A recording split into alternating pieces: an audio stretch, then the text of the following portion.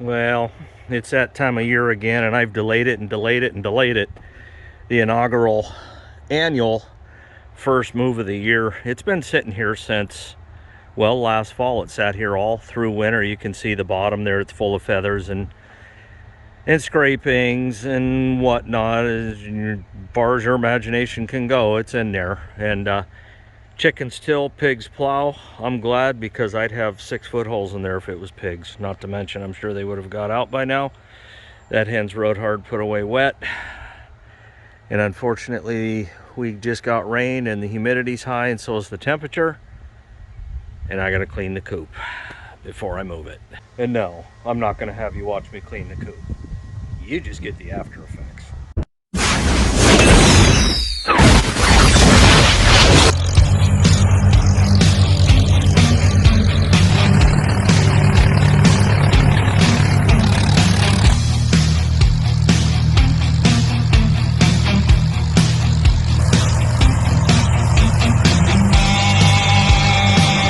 Well, using the little dump trailer here, it's not that little for a lawn trailer, I guess.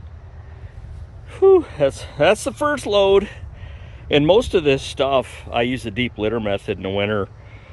About 75% of this is pretty much already composted without being outside.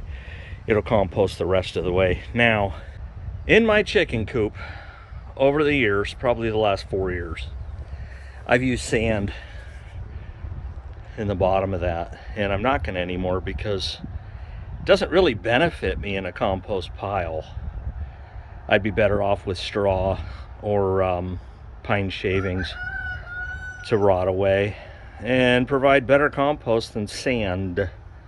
Although I will tell you, my longitudinal study is that the sand absolutely works.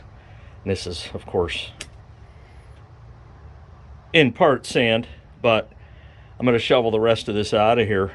Probably 2 to 2.5 more loads, and it's a goner. And I'm going pine shavings this time. I want to see just how that works out, and then I'll just shift and move and jockey from there. By the time it's all said and done, I don't know, 10 years from now, I'll know what I want in here in the bottom. What I don't want is them to be so comfortable that they're willing to, say, go over there in a corner and make a little nest and have eggs there instead of in the box. That's the key. But yeah, getting somewhere. This is usually an all-day process. I write off a whole day just for the coop. Well, I got most of it shoveled out. The rest I just shop back up, and it comes right up, no problem. And then I'll go with the wood shavings. Give it the old college try. A lot of people use them. Doesn't mean they're right in doing so, but I'm going to give them a try. This sand, and there was just a little bit of straw. There was one point in time where I did put straw in here. It cleaned up very, very easy, and I believe we'll continue to do so with the shop vac. So yeah, so far so easy. Not easy on the nostrils with the dust though. Well, there you go, and that's the pine shavings. Evened it out pretty good, and what I'll do next is I'll layer it up before winter, and again let them use the deep litter method. It's basically the manure's composting in the winter, providing heat. So if it's, let's just use 15 degrees out Fahrenheit, for example, in the coop it'll be, maybe 25, and they huddle together anyway. I got a total of 14 birds, so that's plenty for extra body heat. Yeah, there you go. Eggs, farm fresh, mandatory. You know why. And speaking of eggs, we have a hen right there in the corner, right there, scratching and digging, and she'll lay an egg there. Why, I don't know. I went and put golf balls in here, and this is what I use for my lining. A lot of people put straw in there, and I get why, especially in the winter time. But I like these because I can take those out and clean them. I change them out, I don't know, once a year anyway. I order these off eBay, but I throw golf balls in here. I couldn't figure out for the longest time who was pecking at the eggs. So I stood here yesterday and This hen that, let me unlock this, is currently unnecessarily laying an egg in that corner. She laid an egg there, and then Junior, my rooster, walked over and pecked it. So I went and got the pew pew, and as I'm walking out here, I thought, hang on a minute. Have I exhausted all avenues before I put it to them? And that answer's no. Now, I've done everything I can to try to get her to not lay in that corner. And I don't know what's so special about that corner. It's not dark, it's not secluded, it's not anything. I mean, right there's the entry door, the ramp. So, I don't know. I mean, I got 9 new hens coming in here, and the one thing that I don't want, there's 2 things I don't want them to learn. Number 1, that eggs are something you eat. And number 2, that you don't lay in the box. So, yeah, I got some bad habit hens here, and a rooster that likes to peck eggs. But after putting these in here, that egg was just laid probably within the last hour or 2. I don't see any holes in it. And I don't see any crap or anything like that on it either. And I use diatomaceous earth to worm my birds, and boy do I worm them. I don't play. They get a dose in just about every meal. Every time I fill the feeder up. Not every other time I put diatomaceous earth in there. Food grade, of course. Yeah, these are the distance balls. National Guard Ultra 4 Wilson. No, I'm not sponsored, nor do I care to be. Bleep, bleep. Well, now I gotta find a tractor to move this coop. Let's see, we got the M over here. Well, let's see, the M's hooked up to the 370s, and I need to do some work on those, so I don't want to disconnect those. The H is hooked up to the sprayer, and I still need to clean that out, get the nozzles and the pump off of it. Well, the 400 still got the feeder house attached to it.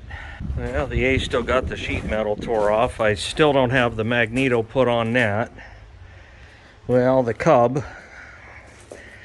it's definitely going to get a test, but boy, I don't know. That coop sat there for 9 months. It's probably about 2 inches down in the ground. The 756, it's too much horsepower. Takes the fun out of it. So it pretty much narrows it down. The Super C. Yeah, running pretty good. Fidgeted a little bit with it, but I'm still ever more convinced that the surging is from that carburetor. It's not surging at the moment, but when it does surge, not if, it will. It's just a matter of time. A lot of times when you're working the hydraulics, it'll do it. It's a $35, $40 carburetor complete. I know it's hit or miss. I've had some guys in the comments tell me, oh man, I've had one on there for 5 years. It's ran money. Perfect. Yeah, well, you know, you got one made on Monday or you get one made on Friday. But either way, eventually there will be a new carburetor on there. But let's get the hitch hooked up to the fast hitch. Drag her to her new home. Well, where's the clevis? I'll bet over here. There you are. Be needing this.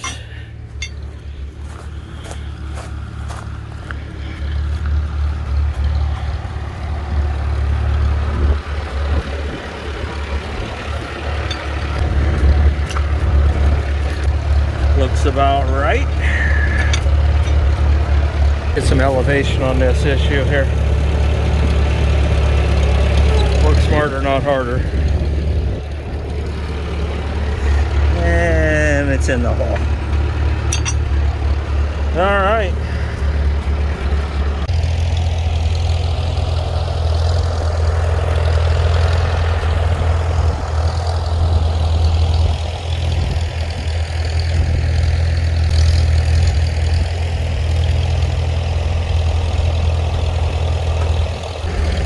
Now on the first pull of the year, one of the most challenging things is finding the chain.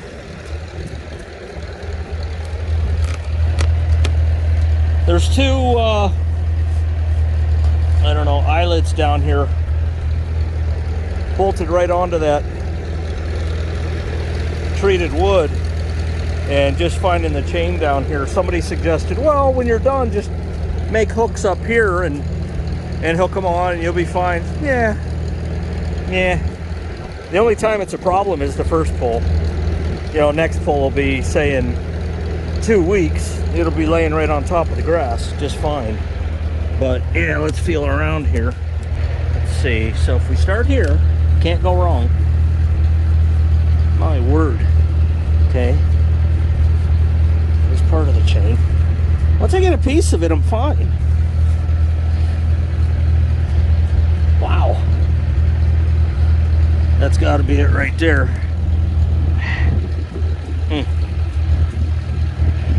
That's incredible. I mean,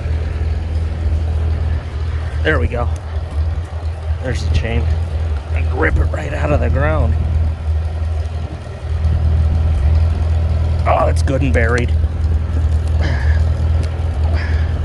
Oh, you turd.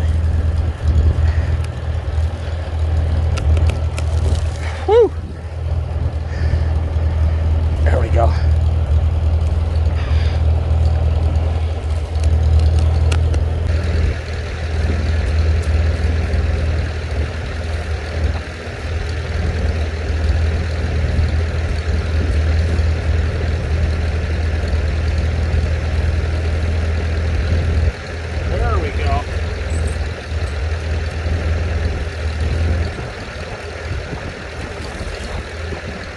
Get enough of it hooked up, it won't matter.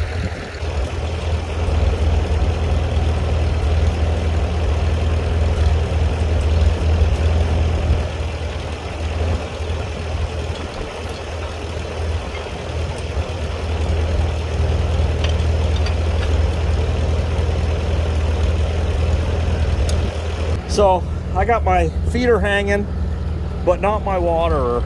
The old one that used to hang wasn't big enough. This is 22 gallons here, so what's left in there is about half. I'll carry that out, the feed, diatomaceous earth. Now, the next coop I get will have a feed room in it, which will actually make the coop smaller, but I'm okay with that.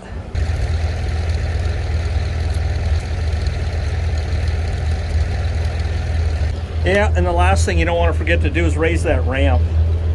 You will rip it off in the pole, so yeah. Check out them beans. Waist high. We're not even in R1 yet.